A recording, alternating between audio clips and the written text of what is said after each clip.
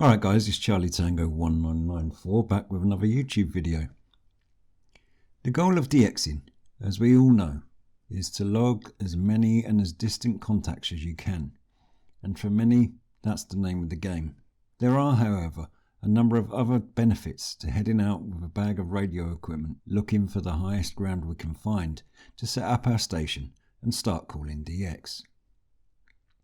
For me, it usually involves a 2 to 3 hour drive heading out of the urban sprawl that I call home and heading out into the countryside, sometimes deep into the countryside. At times leaving street signs, road markings and even tarmac behind in search of some elusive mark on a map. Then, having parked the car, it might be another hour or so clambering up a hillside with a heavy rucksack before getting where you plan to be. Then, catching a quick breather before erecting the mast, setting up the station and listening intently for any transmissions on the frequencies.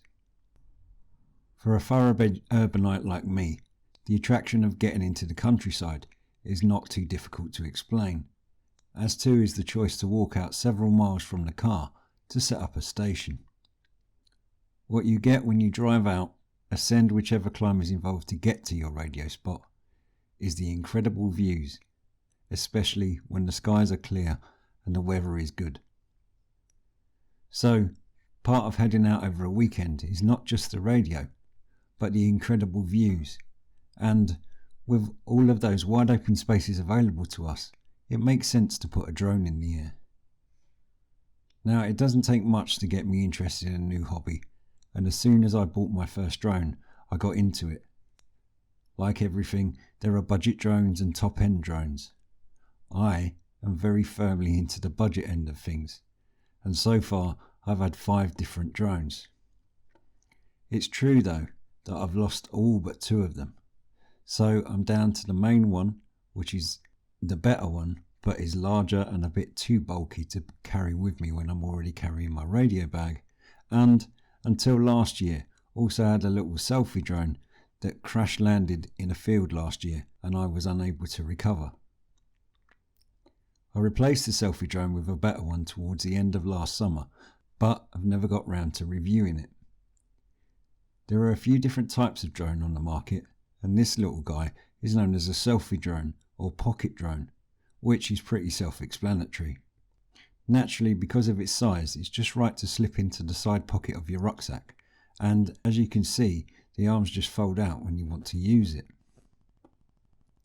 This one doesn't come with a controller, and you just need to connect it to your mobile phone over Wi-Fi and launch the app on your phone. It looks virtually identical to the pocket drone I had recently. It's the same size and weight and so on. And like most drones, it has a little camera built into it.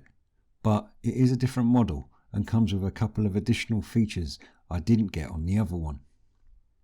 For a start off, this one has GPS, when my other one didn't, which makes it much more stable and a lot easier to fly. With this also, you can take your hands off the controls and it stays where you leave it.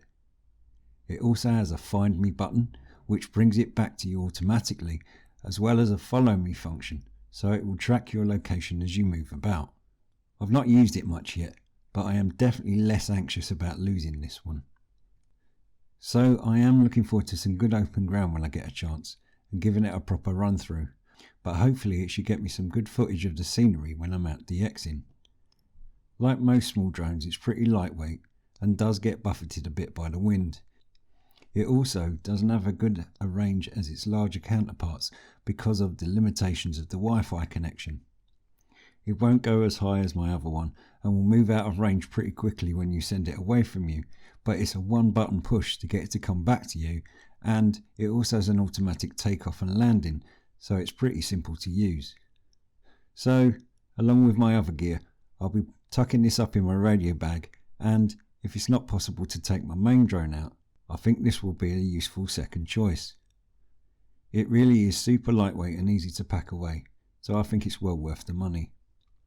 I'll be back soon with more reviews and adventures, so I'll see you in my next YouTube video.